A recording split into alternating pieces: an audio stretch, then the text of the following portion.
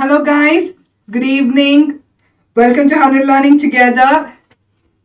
So I am Hashika, I am your physics tutor. So yalla live one stinger, can you just leave a message?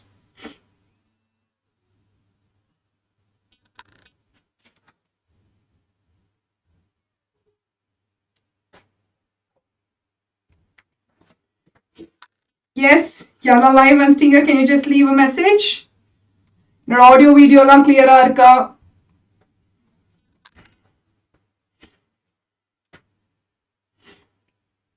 Hi Shruti. So today we are going to discuss magnetic effects of electric current, book back and book in questions. So in the chapter நமக்கு reduce பண்ணிட்டாங்க இல்லையா, motors, generators, இந்த concept எல்லாம் நமக்கு remove பண்ணிட்டாங்க. So we have got very few questions. Book backல ஒரு 8 questions தான் இருக்கு. So book insideல இருக்கிற எல்லா questionsமே சேர்த்து நம்ம இன்னைக்கு discuss பண்ண போறோம். Okay. So we'll be discussing all together. And then நம்ம வந்துட்டு previous year questions one shot revision எல்லாம் பண்ணலாம். Okay. So நம்ம இன்னைக்கோட வந்துட்டு physicsல வந்துட்டு book back questions and book in questions revision complete பண்ணுவோம். And then we'll be starting with the previous year questions and one shot revision. Okay. So we have got very few questions. So நம்ம detail concept you relate பண்ணி இந்த concepts இந்த chapter வந்துட்டு complete பண்ணலாம். Okay வா? So நம்ம electricity chapterல பார்த்தோம் இல்லையா? Heating effect of electric current. Can you tell me why a device gets heated? நம்ம மொபைல் போன்ஸ்லாம் எடுத்துக்கிட்டீங்கன்னா நம்ம ரொம்ப நேரம் யூஸ் பண்ணா ஹீட் ஆகுது இல்லையா? What is the reason? ஏன் நமக்கு டிவைசஸ் எல்லாம் ஹீட் ஆகுது?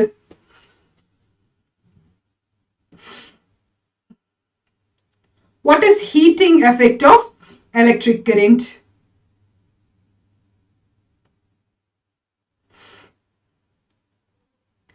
Due to flow of current. Okay, yes, correct. Current flow ஆகிறதுனால ஹீட் ஆகுது.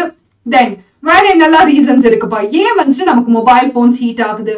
அண்ட் தென் நீங்க நோட்டீஸ் பண்ணீங்கன்னா புதுசா நம்ம ஒரு மொபைல் போன் வாங்கினா சார்ஜ் பண்ணும்போது நமக்கு அவ்வளோவா ஹீட் ஆகாது, இல்ல ரொம்ப நேரம் யூஸ் பண்ணும்போது அவ்வளோவா ஹீட் ஆகாது. நம்ம ரொம்ப நேரம் யூஸ் பண்ணதான் ஹீட் ஆகுது.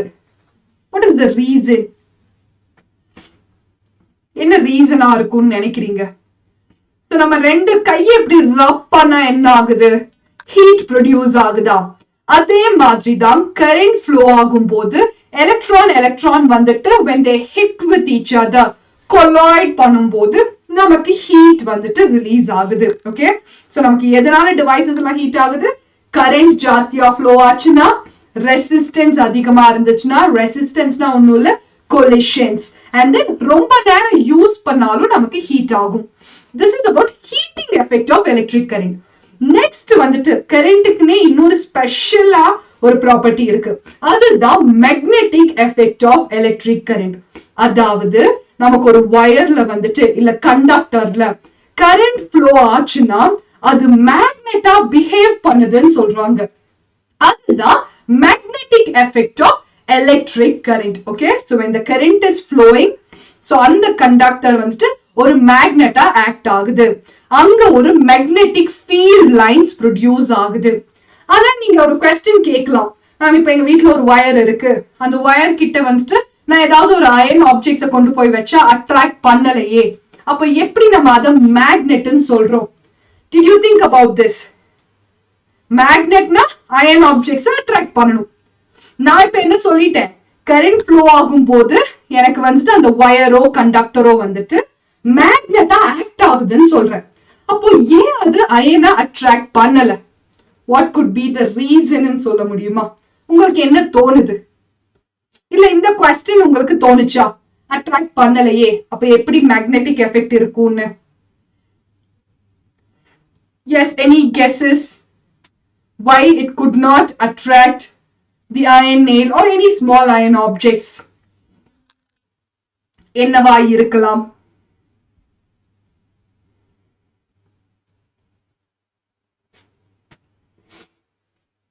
Because it is weak. It is a weak magnet. Okay வா? அதனாலதான் வந்துட்டு நமக்கு அயர்ன் நெயில்ஸ்ல அட்ராக்ட் பண்ணல. சோ இங்க நமக்கு மேக்னெட்டிக் ஃபீல்ட் வந்துட்டு வீக்கா தான் இருக்கும். சோ ஸ்ட்ராங்கா இருக்கணும்னா வந்துட்டு நமக்கு நிறைய கரண்ட் ஃப்ளோ ஆகணும், அப்போதான் ஸ்ட்ராங்கா ஆக்ட் ஆகும். Okay, so got an idea about what is magnetic effect of electric current? Heating effect na current la enna nadakudhu, magnetic effect na oru current flow la enna nadakudunu purinjudha. Current flow ஆகும்போது அந்த conductor magnet act ஆகும், but it isn't a strong magnet, அதனால தான் நமக்கு particles attract பண்ணல. Okay, நம்ம எப்படி கண்டுபிடிக்கிறது அந்த வயர் ஒரு மேக்னெட்டா ஆக்ட் ஆகுதுன்னு சொல்லி நம்ம எப்படி கண்டுபிடிக்கலாம்? Any idea? How can we find out if it is a magnet or not? Attraction பண்ணல, நான் இப்ப சொன்னேன் இல்லையா, ஏன்னா ரொம்ப கம்மியா இருக்கிறதுனால நமக்கு அட்ராக்ஷன் அவ்வளவா இல்ல. சோ நம்ம ஒரு அயன் ப்ராடக்ட்ஸ் எல்லாம் கிட்ட கொண்டு வந்து அட்ராக்ட் பண்ணல, சோ அதை வச்சு நம்மளால சொல்ல முடியல. But can you guess what is some other thing we can use to find out if it is a magnet or not? Magnetic field, very good. நம்ம அது கிட்ட வந்துட்டு iron fillings வெச்சோம்னா அந்த iron fillings வந்துட்டு it will get arranged in circle, which we call it as magnetic field. Very good. So magnetic field produce ஆகும், அதை வச்சு சொல்லலாம். And another simple thing is, நம்ம ஒரு காம்பஸ் கிட்ட கொண்டு வந்தோம்னா, so compass நமக்கு directions சொல்லும். நம்ம வந்துட்டு கூகுள் மேப்ஸ் ஓபன் பண்ணாலே அங்க கீழ ஒரு காம்பஸ் இருக்கும். So it will show you the direction. So compassல red color arrow எந்த direction சொல்லுதுப்பா? North polar, south polar. The red color arrow எந்த direction நமக்கு சொல்லுது? North. Very good. Okay. So அந்த compass ஒரு small magnet தான். Okay. The compass normally நம்ம direction பார்க்கிறதுக்கு use பண்ற compass வந்துட்டு it is a magnet. So ஒரு magnet இன்னொரு magnet கிட்ட கொண்டு வரும்போது either it will attract or it will repel. So attract பண்ணி இல்ல repel பண்ணும், அப்ப அது move ஆகும். So அப்படி ஒருவேளை compass deflect ஆச்சுன்னா அங்க ஒரு magnetic field இருக்குன்னு அர்த்தம். Okay. So two things we can use to find out if there is some magnetic property. ஒன்னு magnetic field lines இருக்கும். So magnetic field linesனா வந்துட்டு நமக்கு வந்துட்டு magnetic field இருந்தா அவங்க வந்துட்டு arrange ஆவாங்க. Either in the circular shape இல்ல straight lines நமக்கு arrange ஆவாங்க. So iron fillings வச்சு நம்மளால கண்டுபிடிக்க முடியும். And then by bringing a compass closer. So நம்ம ஒரு compass கிட்ட கொண்டு வந்தா வந்துட்டு it will either attract or repel. A compass is may having two poles, north pole and south pole. Okay. North pole, south pole ன்னு சொல்லி நமக்கு மேக்னெட்ல ரெண்டு போல்ஸ் இருக்கும். ஓகே. நார்த்தும் கிட்ட வந்தா அட்ராக்ட் ஆகுமா ரிப்பெல் ஆகுமா? நார்த் கிட்ட வரும்போது அட்ராக்ஷன் நடக்குமா ரிப்பல்ஷன் நடக்குமா? North and north it will repel. Okay. So like poles வந்துட்டு ரிப்பெல் ஆவாங்க. unlike poles வந்துட்டு attract ஆவாங்க. Okay. Like poles will repel, unlike poles will attract. So north south repel ஆகும், north south வந்துட்டு attract ஆகும். So these are the basic things that we discussed. Okay. இத base பண்ணி now we will discuss the questions. Okay. This is the introduction. So இது இல்லாம main concepts எல்லாம் நம்ம discuss பண்ற questionsலயே கவர் ஆகுது. So ஒரு question பார்க்கும்போதும் நான் இன்னும் டீடைலா அந்த கான்செப்ட்ல என்னெல்லாம் இருக்குன்னு நான் எக்ஸ்பிளைன் பண்றேன். So could you recall இந்த சாப்டர்ல என்னெல்லாம் பார்த்தோம் உங்களால ரீகால் பண்ண முடியுதா? என்னெல்லாம் பார்த்திருக்கோம் ரீகால் பண்ண முடியுதா? Yes, great. Okay. So the first question. Why does a compass needle get deflected when brought near a bar magnet? So ஒரு bar magnet இருக்கு. ஒரு bar magnetனா ஒரு north pole இருக்கும், ஒரு south pole இருக்கும். So அது கிட்ட நம்ம ஒரு compass needle கொண்டு வந்தா அது deflect ஆகுதுன்னு சொல்றாங்க. Okay. ஏன் deflect ஆகுது? So we discussed the answer. In the bar magnet, sorry, in the compass வந்துட்டு itself is a small magnet. So ரெண்டு magnet கிட்ட கொண்டு வரும்போது ஒருவேளை like poles இருந்ததுன்னா repel ஆவாங்க, unlike poles இருந்தா attract ஆவாங்க. So இதே compass நான் south pole கிட்ட கொண்டு வந்தேன்னா அது எப்படி மூவ் ஆகும்னா எனக்கு இந்த arrow வந்துட்டு இந்த பக்கம் காமிக்கும். Okay, because north and south is attracting. So this is the answer. Compass needle வந்துட்டு நமக்கு ஒரு small magnet. So அந்த compass needle ஒரு பார் மேக்னெட் கிட்ட கொண்டு வரும்போது அந்த மேக்னெட்டிக் ஃபீல்ட் குள்ள கொண்டு வரும்போது அது ரெண்டும் இன்டராக்ட் பண்ணுவாங்க. ஒன்னு அட்ராக்ட் பண்ணுவாங்க இல்ல ரிப்பல் பண்ணுவாங்க. அந்த ரீசன்னால அந்த இன்டராக்ஷன்னாலதான் நமக்கு காம்பஸ் வந்துட்டு டிஃப்ளெக்ட் ஆகுதுன்னு சொல்றாங்க. ஓகே, சோ ஒருவேளை நான் இந்த காம்பஸ வந்துட்டு if I'm placing it far away from the magnet, deflection இருக்குமா இருக்காதா? If I'm placing the same compass somewhere far away, will it deflect? No. Can you tell me the reason? ஏன் இப்ப deflect ஆகல? ஏன் அது நமக்கு deflect ஆகல? Can you give me the reason? No magnetic field. Very good. So நமக்கு இங்க வந்துட்டு அந்த மேக்னெட் கிட்ட ஒரு மேக்னெட்டிக் ஃபீல்ட் இருக்கும்.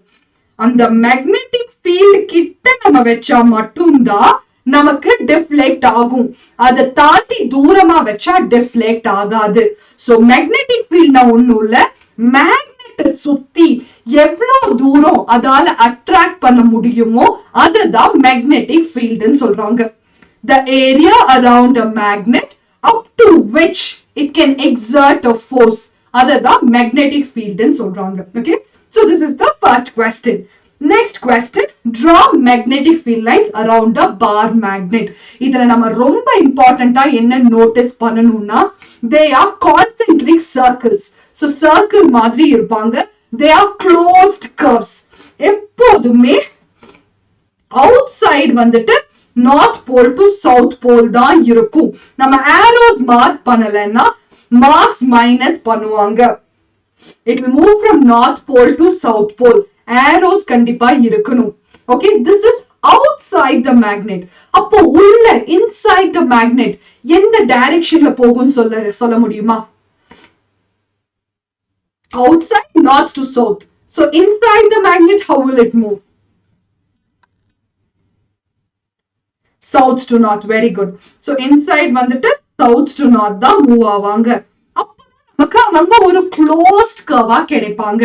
இங்க இருந்து வெளியில வருது, இங்க என்டர் ஆகுது, சோ இங்க இருந்து நமக்கு மறுபடியும் வெளியில வரும். சோ இந்த மாதிரி க்ளோஸ்ட் கர்வ்ஸா இருப்பாங்க. சோ ஃபீல்ட் லைன் வந்துட்டு ஒரு பார் மேக்னெட்டுக்கு சர்க்கிள் ஷேப்ல இருக்கும், க்ளோஸ்டா இருப்பாங்க. டைரக்ஷன் வெளியில north pole to south pole, உள்ள south pole to north pole. எங்க வந்துட்டு ஸ்ட்ராங்கா இருக்கும்னு சொல்லுங்க. சென்டர்ல மேக்னெட்டிக் ஃபீல்ட் ஸ்ட்ராங்கா இருக்கா இல்ல போல்ஸ் கிட்ட மேக்னெட்டிக் ஃபீல்ட் ஸ்ட்ராங்கா இருக்கா? எங்க ஸ்ட்ராங்கரா இருக்கு?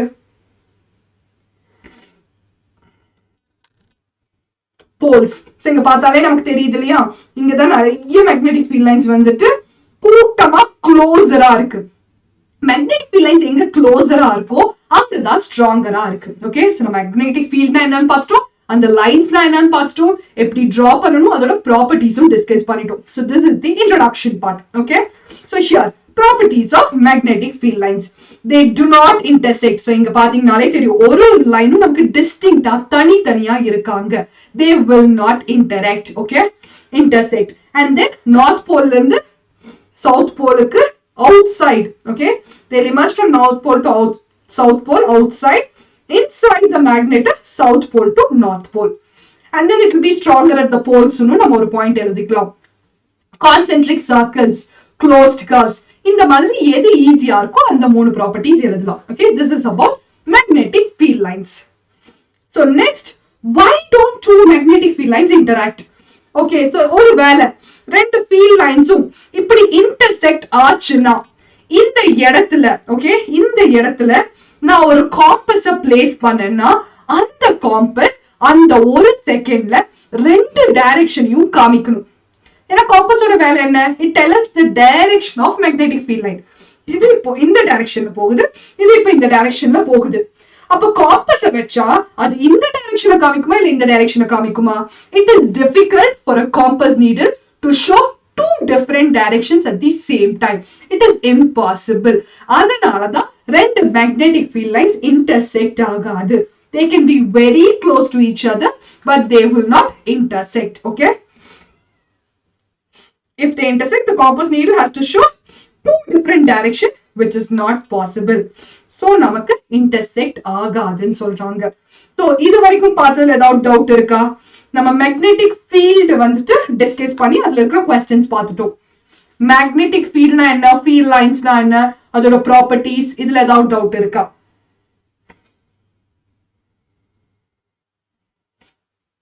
ஓகே, சோ நெக்ஸ்ட் ஒன் வந்துட்டு ஒரு ஸ்ட்ரெயிட் கேரிங் கண்டக்டர், ஒரு சர்க்குலர், ஒரு சொலினாய்ட், இதுலலாம் என்ன நடக்குதுன்னு பார்க்க போறோம். சோ காமனா என்ன நடக்கும்னு எல்லாத்தையும் சொல்லிடுறேன். சோ ஒரு வயர் ஸ்ட்ரெயிட்டா இருக்குன்னா கரண்ட் ஃப்ளோ ஆச்சுன்னா அந்த வயர் மேக்னெட்டா ஆக்ட் ஆகும். சோ அந்த வயர் கிட்ட வந்துட்டு மேக்னெட்டிக் ஃபீல்ட் லைன்ஸ் ப்ரொடியூஸ் ஆகும். அதே சர்க்குலர்னா இந்த ஷேப்ல இருக்குமா, அப்ப நமக்கு ரெண்டு கண்டக்டர் மாதிரி ஆக்ட் ஆகும். இங்க ஒரு ஸ்ட்ரெயிட் கண்டக்டர் மாதிரியும், இங்க ஒரு ஸ்ட்ரெயிட் லைன் கண்டக்டர் மாதிரியும், இங்க ஒரு ஸ்ட்ரெயிட் லைன் கண்டக்டர் மாதிரியும், ரெண்டு ஸ்ட்ரெயிட் லைன் கண்டக்டர் இருக்கிற மாதிரியும் அங்க ரெண்டுமே இடத்துலயும் நமக்கு கரண்ட் ஃப்ளோ ஆகுது. கரண்ட் ஃப்ளோ ஆச்சுன்னா மேக்னெட்டா ஆக்ட் ஆகும். மேக்னெட்டா ஆக்ட் ஆச்சுன்னா அங்க ஒரு மேக்னெட்டிக் ஃபீல்ட் இருக்கும். Okay, so this is about the circular loop. அதே சொலினாய்ட்னா என்ன, நம்ம வந்துட்டு ஒரு வயரை வந்துட்டு ஒரு பென்சில்ல இப்ப நம்ம வயரை இப்படி சுத்தினா என்ன ஆகும், அது ஒரு சிலிண்ட்ரிக்கல் ஷேப்ல நமக்கு காயிலா வந்துட்டு கிடைக்கும். சோ அது வந்துட்டு நமக்கு கரண்ட் ஃப்ளோ ஆகும்போது அங்கேயும் மேக்னெட்டிக் ஃபீல்ட் ப்ரொடியூஸ் ஆகும்.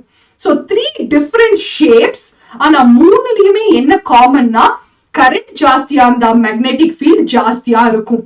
கரண்டோட டைரக்ஷனை ரிவர்ஸ் பண்ணீங்கன்னா மேக்னெட்டிக் ஃபீல்டோட டைரக்ஷனும் ரிவர்ஸ் ஆகும். சோ நமக்கு ஸ்ட்ரெயிட் கண்டக்டர்னா சர்க்கிளா இருக்கும். அதே இந்த மாதிரி சர்க்குலர் லூப்னா இங்க தனியா ஒரு சர்க்கிளும் இங்க தனியா ஒரு சர்க்கிளும் ஃபார்ம் ஆகும். அப்ப நடுவுல மேக்னெட்டிக் ஃபீல்ட் லைன்ஸ் எப்படி இருக்கும்? Can you tell me how will the magnetic field lines be in the center of a circular loop? Just ஒரே ஒரு வயர்னா நமக்கு இப்படி இருக்கும். ஓகே, இப்போ ரெண்டு வயர் இருக்கு. அப்போ இவங்களுக்கு நடுவுல எப்படி இருப்பாங்கன்னா it will be straight line. Very good. What is the reason? இந்த பக்கம் வயரும் அட்ராக்ட் பண்ணுது, இந்த பக்கம் வயரும் அட்ராக்ட் பண்ணுது. ஈக்குவல் அண்ட் ஆப்போசிட்டா அட்ராக்ட் பண்ணும்போது நமக்கு நடுவுல ஸ்ட்ரெயிட்டா இருக்கும்னு சொல்றாங்க. ஓகே, உங்களுக்கு சொலினாய்டு எப்படி பிஹேவ் பண்ணும் ஞாபகம் இருக்கா? சொலினாய்டோட மேக்னெட்டிக் ஃபீல்ட் வந்துட்டு எது மாதிரி இருக்கும் ஞாபகம் இருக்கா? Can you compare it? I'll show you the diagram. So if this is a solenoid, இப்போ இத நம்ம வந்துட்டு கனெக்ட் பண்ணிருக்கோம்னா இதோட magnetic field lines very good magnet மாதிரி இருக்கும். Very good.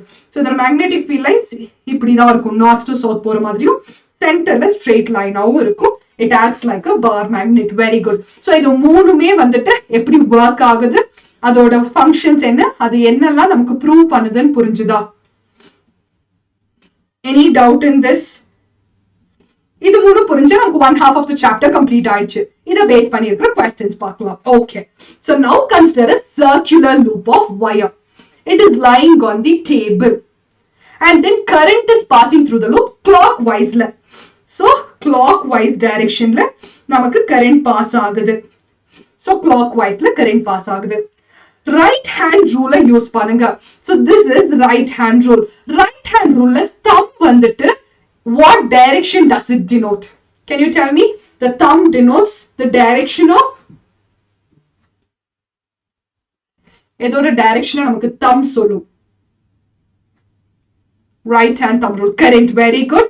And then fingers இப்படி மூவ் ஆகுறது வந்துட்டு magnetic field ஓட direction சொல்லும். Okay, so நம்ம right hand rule வச்சு direction கண்டுபிடிக்க போறோம். We are going to find it inside and also outside. Okay, so நம்ம first வந்துட்டு இந்த பொசிஷன்ல பார்த்தோம்னா இப்போ நமக்கு current வந்துட்டு it's moving downwards. So current எப்படி மூவ் ஆகுது? Downwards. So நம்ம hand இப்படி place பண்ணனும். So இப்படி மூவ் ஆகும்போது now tell me how is the direction? Clockwise இருக்கா anti clockwise இருக்கா? இப்படி தம்ம மேல வெச்சா நமக்கு எந்த டைரக்ஷன்ல இருக்கும், கீழ வெச்சா எந்த டைரக்ஷன்ல இருக்கும்? When it is downwards, it is clockwise or anti-clockwise? நமக்கு இப்படி மூவ் ஆகுது. மேல வைக்கும்போது நமக்கு இந்த டைரக்ஷன்ல மூவ் ஆகுது. First you are taking the downward direction. So downward direction. Okay, நம்ம downward directionல எடுக்கும்போது நமக்கு direction of the magnetic field will be as though emerging from the table outside. So நமக்கு டேபிள்ல இருந்து வெளியில வர மாதிரி இருக்கும். Okay, and it will be like merging with the table inside the loop. லூப்புக்குள்ள இன்சைடும் நமக்கு லூப்புக்கு வெளியில மேல வர மாதிரி இருக்கும். இங்க பாருங்க It's like coming outside from the table. வெளியில லூப்புக்கு வெளியில லூப்புக்குள்ள வந்துட்டு it's like going inside. அதே நமக்கு ஆப்போசிட்டா இருக்கும். when it is moving in upward direction நமக்கு magnetic field எப்படி இருக்கும்? டேபிள்ல இருந்து வெளியில வர மாதிரி இருக்கும் outside the loop, and it will be merging with the table inside the loop. நடுவுல inside the loop எல்லாமே ஒரே டைரக்ஷன்ல தான் இருக்கும். remember this. clockwise anti clockwise ஆ நமக்கு இருந்தாலும் between in the center portion எல்லாத்துக்குமே direction ஒரே மாதிரி தான் இருக்கும். see here in this diagram it is going inwards. இங்கேயும் it is going inwards, but here it is like emerging outwards. so table வச்சு இங்க explain பண்றாங்க. so நம்ம நார்மலா clockwise anti clockwise சொல்லுவோம், ஆனா இங்க என்ன பண்றாங்க? டேபிள வச்சு explain பண்ண சொல்லிருக்காங்க. so நமக்கு வெளியில டேபிள்ல இருந்து outside வர மாதிரியும் inside the loop table குள்ள enter ஆகுற மாதிரியும் இருக்குன்னு சொல்றாங்க. understood this question? how it is moving? நார்மலா டேபிள் எல்லாமே explain பண்ணனும்னா clockwise anti clockwise ன்னு சொன்னா மட்டும் போதும். நம்ம இங்க டேபிள் வச்சு explain பண்றதுனால going outside going inside ன்னு சொல்லி டேபிள வச்சு explain பண்ணிருக்கோம். okay, yes. so now the magnetic field in a given region is uniform. draw a diagram. so uniform ஆ இருந்ததுன்னா it should have equal spacing. equal spacing இருந்தாதான் நம்ம அவங்கள யூனிஃபார்ம்னு சொல்லுவோம். ஓகேவா? நான் யூனிஃபார்ம்னா எப்படி இருப்பாங்கன்னா இங்க க்ளோசராவும் இப்படி தூரமாவும் அப்படி இருப்பாங்க. யூனிஃபார்ம்னா வந்துட்டு ஈக்குவல் டிஸ்டன்ஸ் ஈக்குவல் ஸ்பேசிங்ல இருக்கணும். அதத்தான் யூனிஃபார்ம் மேக்னெட்டிக் ஃபீல்ட் லைன்ஸ் சொல்லுவாங்க. மேலையும் கீழையும் நமக்கு ஒரே மாதிரி இருக்கும், யூனிஃபார்மா இருக்கும். சோ டைரக்ஷன் மறக்க கூடாது. north to south outside, south to north inside. this is important. direction is very important. okay, this is magnetic field. diagram base பண்ணி questions நிறைய கேட்பாங்க. okay, so the magnetic field inside a long straight solenoid.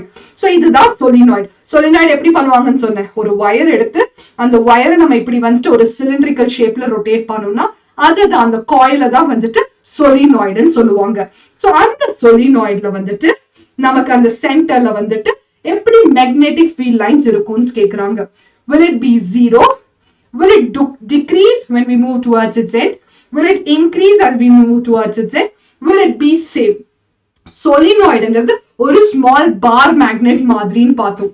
so simple bar magnetனா it will have a uniform magnetic field. uniform magnetic field na வந்துட்டு the magnetic field will be same at all the points. எல்லா இடத்துலயுமே same ஆ தான் இருப்பாங்க. the answer is it is same at all the points for a solenoid. ஏன்னா solenoid வந்துட்டு it acts like the bar magnet. so bar magnet வந்துட்டு uniform ஆ தான் இருக்கும். so this is about the solenoid. okay, next one. which of the following property of a proton can change while it moves freely in a magnetic field? there can be more than one correct answer. so இந்த மாதிரி more than one correct answer இருந்தா நமக்கு சொல்லிடுவாங்க. so ஒரு proton ஒரு magnetic fieldல move ஆகுது. okay, so நமக்கு நார்மலா current flow ஆகுதுன்னா electrons flow ஆறாங்க. so it can have positive charges, right? so நமக்கு proton வந்துட்டு ஒரு magnetic fieldல வந்துட்டு flow ஆகுதுன்னா எது வந்துட்டு correct, which will change ன்னு கேக்குறாங்க.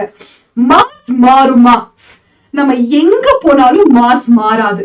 I have explained this. You are on earth, மூனுக்கு போங்க, ஜூபிட்டருக்கு போங்க, எந்த பிளானட் போனாலும் நம்ம மாஸ் வந்துட்டு சேஞ்ச் ஆகாது. so the mass of the proton will not change. okay, so it is moving freely in a magnetic field. so ஒரு force இருக்கு, அந்த force வச்சு தான் மூவ் ஆறாங்க. so அதோட ஸ்பீட் மாறாது, ஆனா velocity மாறும்னு சொல்றாங்க. ஸ்பீடுக்கும் வெலாசிட்டிக்கும் என்ன டிஃபரன்ஸ்? ஸ்பீட் மாறல because it is having a small common force of attraction அந்த force வச்சு மூவ் ஆகுது. ஆனா velocity மாறுதுன்னு சொல்றாங்க. what's the difference? ஸ்பீட் வந்துட்டு மாறல but velocity மாறுது. can you explain why? any idea? what's the difference between speed and velocity? ரெண்டுமே ஒண்ணுதான், distance by time. பட் அது ரெண்டுக்கும் ஒரு காமன் டிஃபரன்ஸ் இருக்கு.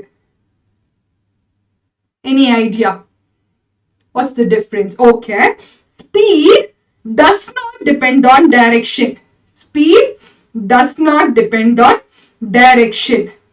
Now velocity depends on direction. Velocity வந்துட்டு it depends on direction. நமக்கு field lines எப்படி இருக்கு? Closed curve இருக்கா? So இந்த மாதிரி curve இருக்கு. So இந்த மாதிரி curve இருக்கும்போது ஒரு proton வந்துட்டு move பண்ணும்போது first இந்த இடத்துல இருக்கு, இப்போ இந்த இடத்துல இருக்கு, இப்போ இந்த இடத்துக்கு மூவ் ஆகுதுன்னா if it is moving from place to place, it is moving at the same speed. ஆனா டைரக்ஷன் மாறிட்டே இருக்கு. ஃபர்ஸ்ட் மேல போறாங்க, இப்போ இப்படி சைடு வைஸ் போறாங்க, இப்போ கீழே வராங்க. டைரக்ஷன் மாறிட்டே இருக்கு. So if the direction keeps changing, velocity will change. ஆனா உங்க ஸ்பீட் மாறல. நான் இப்போ வாக் பண்ணிட்டு இருக்கேன்னா, சோ நான் இப்போ வந்துட்டு ஸ்லோவா வாக் பண்றேன்னா, நான் ஸ்லோவா நடந்துட்டே போறேன்னா இந்த ஸ்பீட் அப்படியே தான் இருக்கு. But when I keep turning, what will happen? நான் ஒரே ஸ்பீட்ல டர்ன் பண்ணிட்டே இருந்தேன்னா என்ன ஆகும்? என்னோட டைரக்ஷன் சேஞ்ச் ஆகுது, வெலாசிட்டி மாறுது, ஆனா ஸ்பீட் மாறல. So here when a proton is moving freely in a magnetic field, அதோட மாஸ் எங்க போனாலும் மாறாது, அது யூனிஃபார்ம் ஃபீல்ட்ல மூவ் ஆகிறதுனால ஸ்பீட் சேஞ்ச் ஆகல. But direction மாறுறதுனால velocity மாறுது. And then you know the formula for momentum is P is equal to mv. Velocity மாறுறதுனால momentumம் மாறுது. So this is the answer. The path of the proton in a magnetic field is circular. So circularங்கிறதுனால அதோட direction மாறுது, அதனால தான் velocity and momentum change ஆகுது. So understood this question?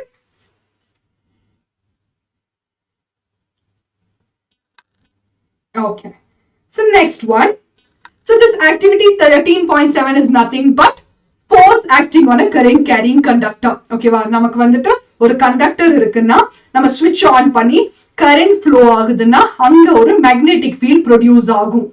அந்த magnetic ஃபீல்டுக்கு நடுவுல நம்ம இன்னொரு ஹார்ஸ் ஷூ மேக்னெட்டை பிளேஸ் பண்ணோம்னா அப்போ அங்க வந்துட்டு ஒரு ஃபோர்ஸ் ஆக்ட் ஆகுது.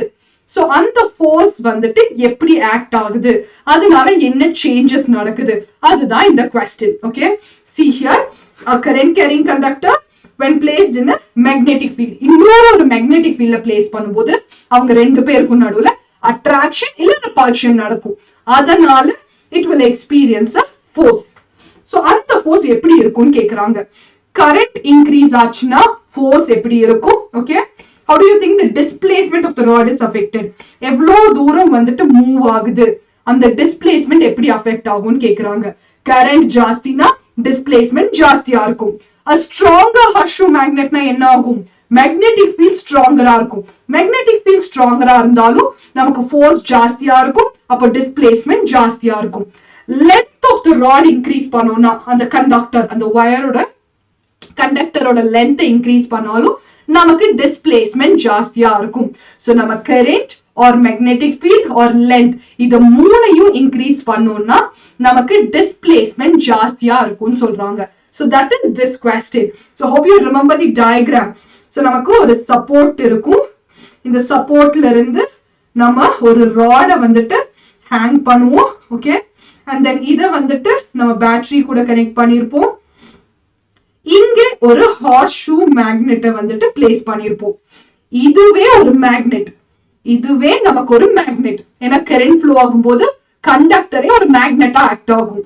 அது இல்லாம எக்ஸ்ட்ராவா ஒரு மேக்னெட்டை நம்ம அங்க பிளேஸ் பண்றோம். சோ இந்த மாதிரி நம்ம பிளேஸ் பண்ணும்போது என்ன ஆகுது, ரெண்டு மேக்னெட்டிக் ஃபீல்ட் லைன்ஸ் கிட்ட வரும்போது ஒன்னு அட்ராக்ஷன் நடக்கும் இல்ல ரிபல்ஷன் நடக்கும். சோ அந்த ஃபோர்ஸ்னால இந்த ராட் வந்துட்டு மூவ் ஆகுது. சோ அந்த மூவ்மெண்ட் எப்படி இருக்கும் தான் இந்த क्वेश्चन. சோ கரண்ட் ஜாஸ்தியானா எப்படி இருக்கும், மேக்னெட்டிக் ஃபீல்ட் ஸ்ட்ராங்கரா இருந்தா எப்படி இருக்கும், லென்த் ஜாஸ்தியானா எப்படி இருக்கும்னு கேக்குறாங்க. சோ எல்லா கேசஸ்லயுமே நமக்கு டிஸ்பிளேஸ்மெண்ட் வந்துட்டு இன்க்ரீஸ் ஆகுது. இப்போ இதே எக்ஸாம்பிள்ல கரண்ட் ரிவர்ஸ் பண்ணேன்னா டிஸ்பிளேஸ்மெண்டோட டைரக்ஷன் என்ன ஆகும்? will it change or will it not change? இப்போ இப்படி மூவ் ஆயிருக்கு டிஸ்பிளேஸ்மெண்ட்னா, நான் கரண்ட்டை ரிவர்ஸ் பண்ணேன்னா மறுபடியும் இதே டைரக்ஷன்ல மூவ் ஆகுமா இல்ல அதோட டைரக்ஷனும் மாறுமான்னு நான் கேக்குறேன். will it get reversed when I change the direction of current?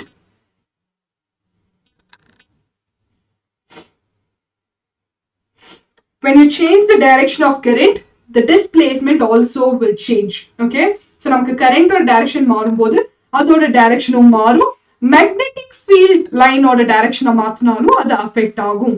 So we discussed, right, straight line, circular loop, solenoid எல்லாத்துலயுமே வந்துட்டு current direction மாறுச்சுனா magnetic field reverse ஆகும். Magnetic field reverse ஆனாலும் நமக்கு அங்க affect ஆகும். Okay, so remember this, when you change the direction, the magnetic field lines will get reversed. So நமக்கு அங்க force ஓட direction மாறும். Okay, next one, a positively charged alpha particle. Okay, so alpha na ஒண்ணும் இல்ல, helium nucleus தான் alpha ன்னு சொல்றாங்க. So this alpha is projected towards the west. Okay, so நம்ம ஒரு alpha particle which is nothing but helium nucleus. So இதை என்ன பண்றோம்னா, we are projecting it towards the west. When it is projected towards the west, it is deflected towards the north. So அது எப்படி deflect ஆகுது? North side க்கு நமக்கு deflect ஆகுது. So direction of the magnetic field line என்னன்னு கேக்குறாங்க. So the question is, they are asking us to find the direction of the magnetic field. For this we will be using Fleming's left hand rule. So நம்ம Fleming's left hand rule use பண்ணனும். So நம்ம எப்படி வைக்கணும்னா, கைய இப்போ thumb open பண்றோம், then forefinger, middle finger. So thumb forefinger L shape ல இருக்கணும், அதே மாதிரி நமக்கு forefinger middle finger L shape ல இருக்கணும்.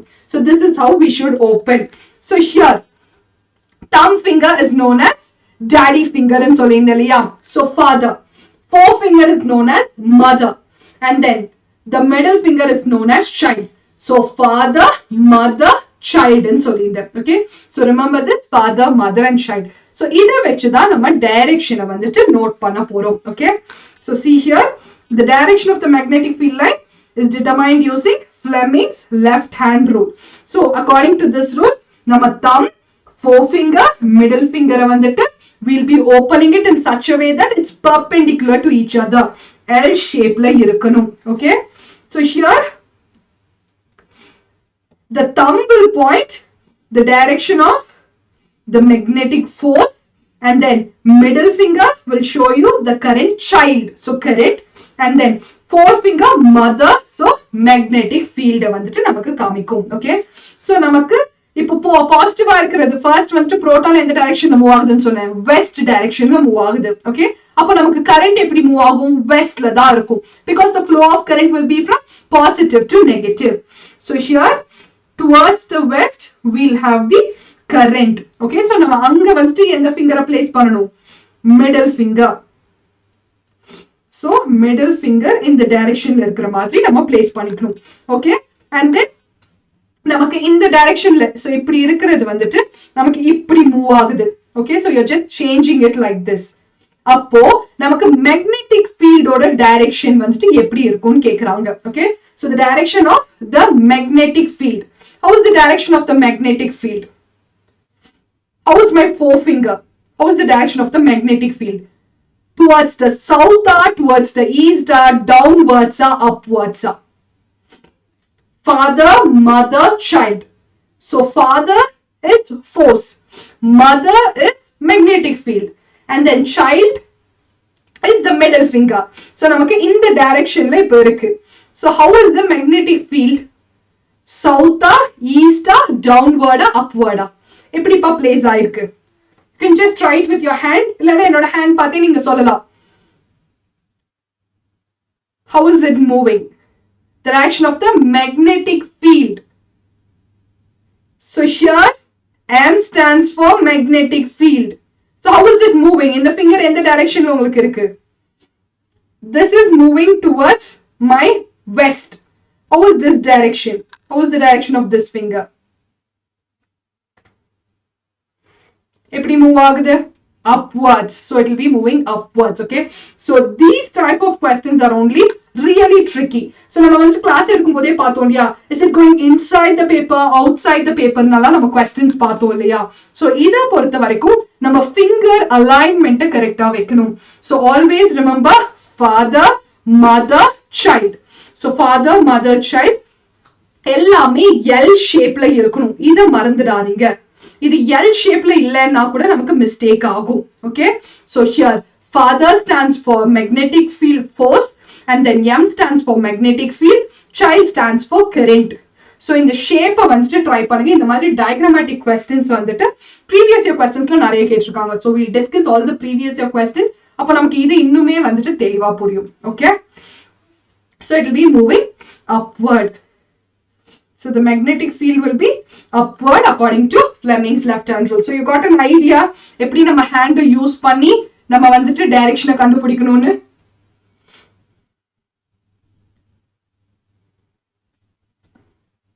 Yes, but you have to practice it. Okay, நான் காமிக்கும் போது ஈஸியா இருக்கும், but practice பண்ணணும். Okay, so what is Fleming's left hand rule? So நம்ம இப்பதான் பார்த்தோம், thumb, forefinger, middle finger, left hand, right hand thumb rule, Fleming's left hand rule. So ரெண்டுக்கும் difference கரெக்டா பார்க்கணும்.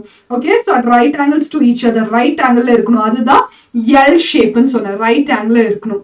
So அப்படியே right angle ல place பண்ணும்போது நமக்கு thumb finger will show you the direction of the magnetic force.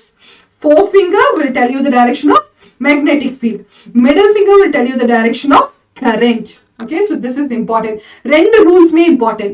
Right hand thumb ரூலும் பார்த்துக்கோங்க, left hand ரூலும் பார்த்துக்கோங்க. Both are important. ரெண்டு ரூல்ஸ் தான் இருக்கு. So ரூல்ஸ்ல இருந்து கேட்கிறதுக்கு chances கண்டிப்பா ஒரு question வரும். Next one, two safety measures commonly used in electric circuits. Okay va, நமக்கு two safety measures என்னன்னு கேட்டிருக்காங்க. One is fuse. So வந்துட்டு olden daysல fuse யூஸ் பண்ணோம், இப்போ நம்ம MCB யூஸ் பண்றோம். So இந்த fuse ஓட work என்னன்னா, so நம்ம main boardல இந்த fuse இருக்கும். அந்த main boardல இருந்து fuse வந்துட்டு நம்ம வீட்ல இருக்கிற appliances சீரிஸ்ல கனெக்ட் பண்ணிருப்பாங்க. ஒருவேளை டிரான்ஸ்ஃபார்மர்ல இருந்து எக்ஸஸ் கரண்ட் வந்துருச்சுன்னா இந்த fuse மெல்ட் ஆயிடும். fuse மெல்ட் ஆயிடுச்சுன்னா நம்ம வீட்ல இருக்கிற அப்ளையன்சஸ் கூட எல்லாம் சீரிஸ்ல கனெக்ட் ஆயிருக்கு. சோ நமக்கு ஏதாவது ஒரு அப்ளையன்ஸ் ஒர்க் ஆகலைனாலும் எந்த அப்ளையன்ஸுமே ஒர்க் ஆகாது. Okay, it will prevent the flow of excessive current.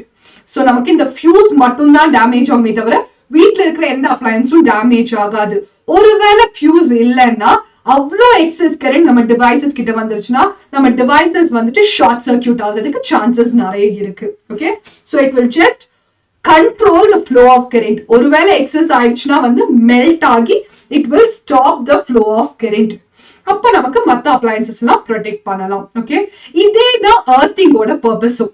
But earthing ஜென்ரலா நம்ம டிவைசஸ், ஃப்ரிட்ஜுக்கு தனியா, வாஷிங் மெஷின் தனியா, ஏசிக்கு தனியா அந்த மாதிரியும் பண்ணுவோம். Okay, so earthing is also a preventive measure. So earthingல என்ன நடக்கும்னா, ஒருவேளை நம்ம ஃப்ரிட்ஜ்ல, ரெஃப்ரிஜரேட்டர்ஸ்ல வந்துட்டு லைவ் வயரோட கனெக்ஷன் நம்ம ஃப்ரிட்ஜோட மெட்டாலிக் அப்ளையன்ஸ் அந்த சர்ஃபேஸ் மேல பட்டுட்டு இருந்ததுன்னா metals are good conductor. So live wire தான் கரண்ட்டை பாஸ் பண்ணுது. ஸோ அது என்ன பண்ணும், ஃப்ரிட்ஜ் ஃபுல்லா கரண்ட்டை பாஸ் பண்ணிடும். ஸோ நம்ம போய் ஹேண்டில் தொட்டோம்னா human body is also a conductor. அப்போ நமக்கு ஷாக் அடிச்சிடும்.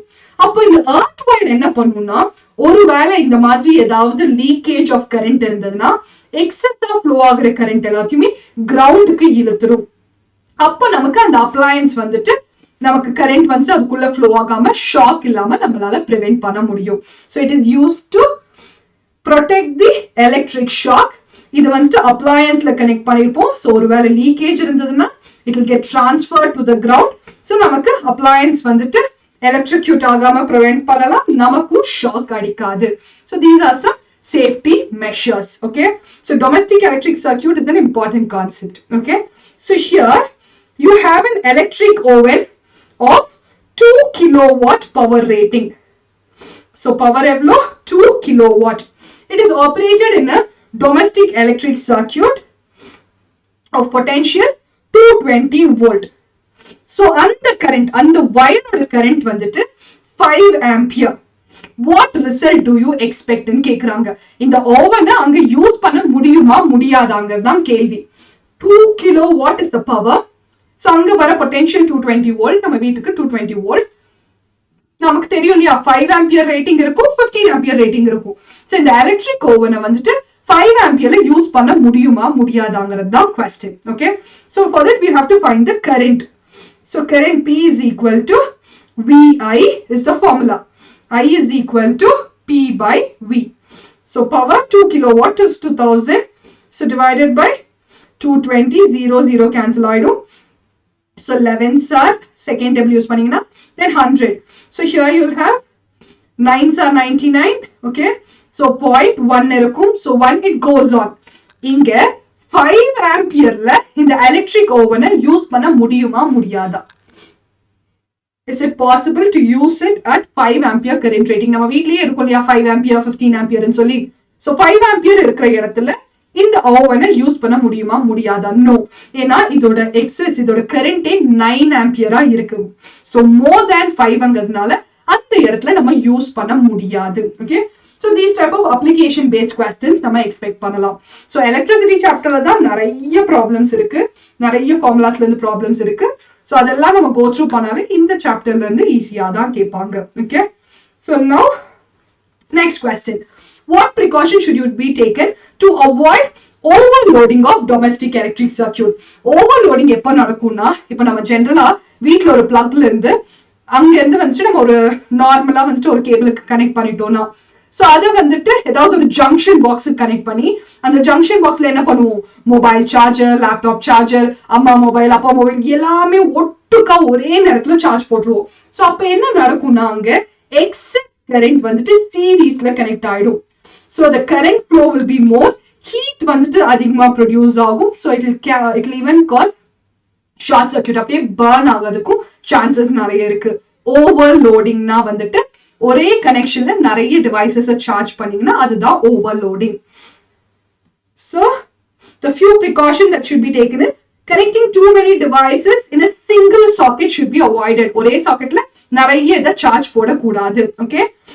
So using too many appliances at the same time. So அத வந்துட்டு சேம் ஒரே டைம்ல இப்ப நம்ம வீட்ல வந்துட்டு அம்மா வந்துட்டு மிக்ஸி வந்துட்டு யூஸ் பண்ணிட்டு இருக்காங்க, கிரைண்டர் ஆன்ல இருக்கு, ரெஃப்ரிஜரேட்டர், ஏசி, டிவி இந்த மாதிரி எல்லாமே நம்ம ஒரே டைம்லயும் ஆப்ரேட் பண்ணக்கூடாது. ஓகே. அண்ட் தென் faulty appliances-உம் கனெக்ட் பண்ணக்கூடாது. ஸோ இதெல்லாம் நம்ம கனெக்ட் பண்ணும்போது there are chances for it for the current to overflow. அப்போ ஓவர்ஃப்ளோ ஆச்சுன்னா வந்துட்டு ஹீட் ஜாஸ்தி ஆகும், அப்போ நமக்கு ஃபயர் காஸ் ஆகும். Okay. So these are the precautions that we should take.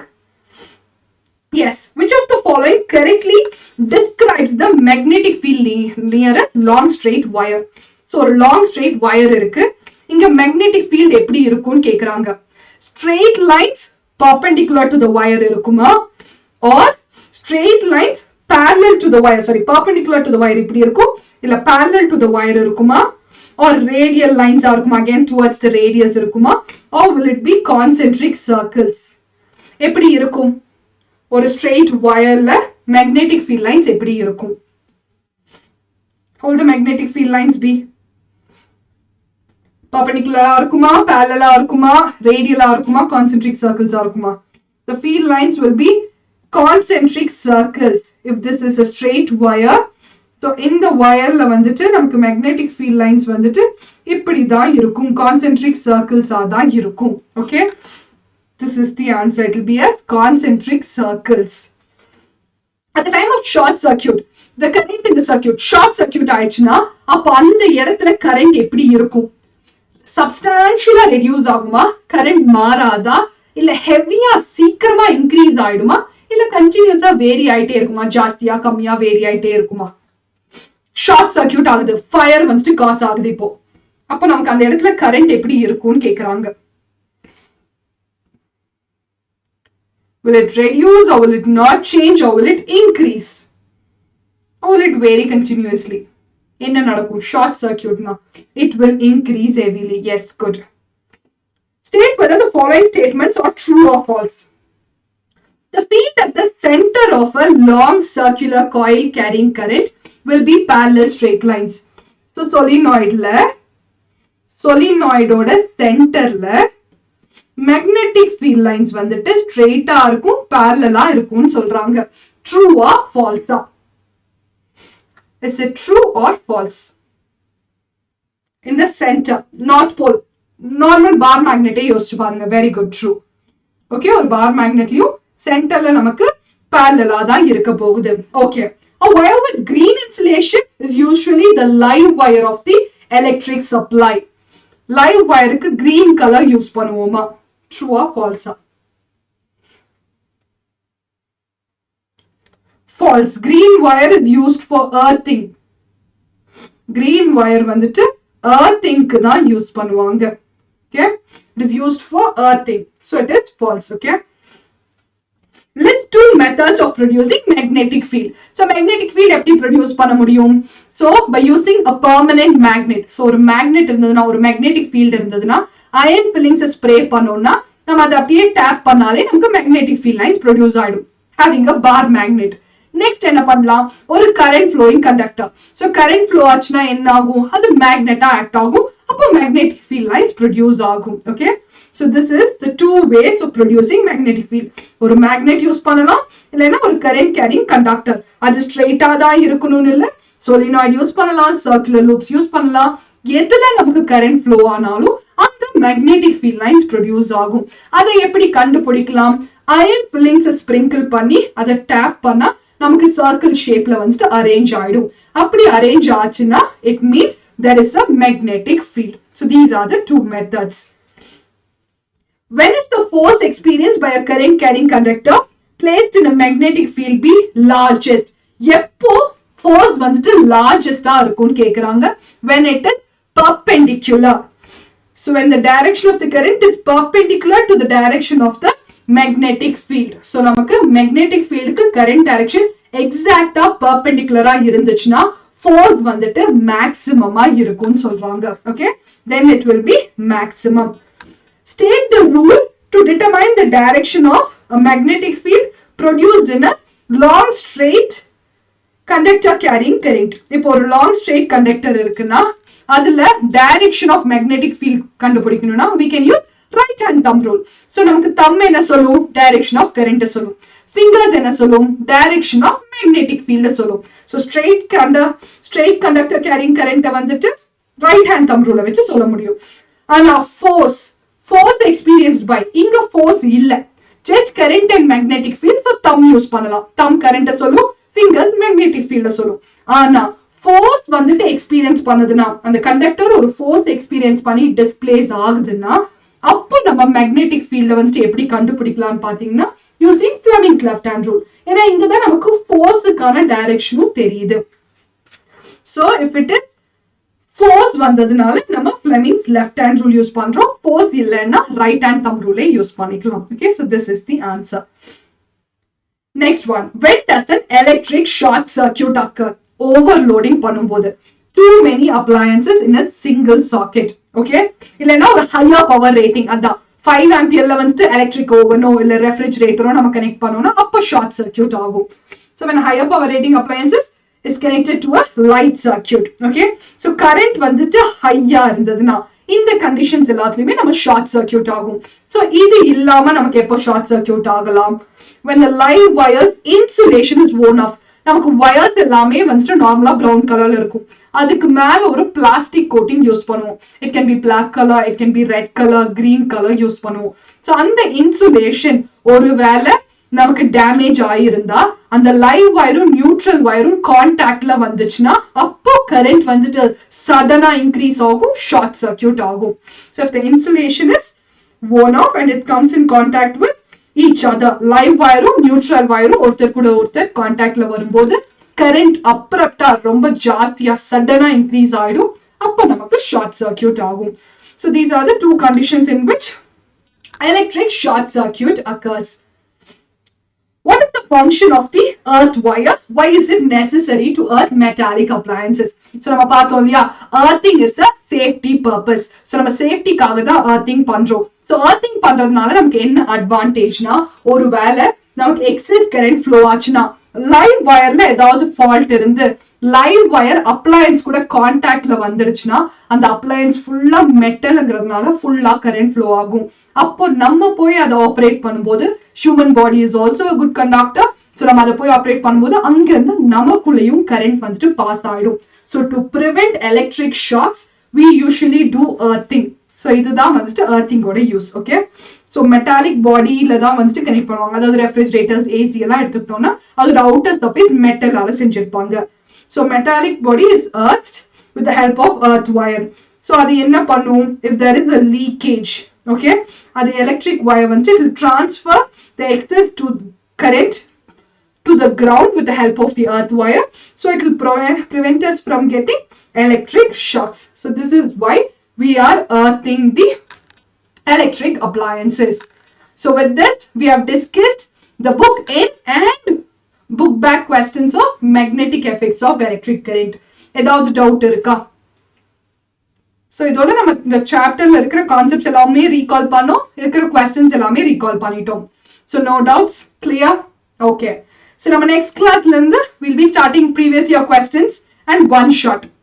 So we have finished with the book back questions. So in the next class we'll be discussing one shot. So எல்லா சாப்டரோட one shot revision மாதிரி பார்த்து previous year questions எல்லாம் practice பண்ண போறோம். Okay? So go through all the book back questions. So first concept தெளிவா இருந்து book back questions தெளிவா இருந்தாலே நமக்கு வந்துட்டு maximum எந்த மாதிரி questions வருங்கிற ஒரு ஐடியா கிடைச்சிரும். Previous year questions practice பண்ண we'll get confidence. Okay, so நம்ம படிச்சது எல்லாமே வந்துட்டு எந்த மாதிரி question கேட்டாலும் நம்மளால ஆன்சர் பண்ண முடியும். The reason for practicing questions is we will know the concept. ஆனா வந்து அந்த கொஸ்டினுக்கு இதுதான் கரெக்ட் ஆன்சர்னு நமக்கு வந்துட்டு கன்ஃபியூஸ் ஆகிறதுக்கு சான்சஸ் இருக்கு. ஸோ அதுக்காக தான் நம்ம நிறைய கொஸ்டின்ஸ் ப்ராக்டிஸ் பண்ணணும். Okay, so meet in the next class. நம்ம நெக்ஸ்ட் கிளாஸ்ல வந்துட்டு we'll start with the previous year questions and one shot revision. So go through any doubts you can ask me in the next class. Okay, bye bye, take care.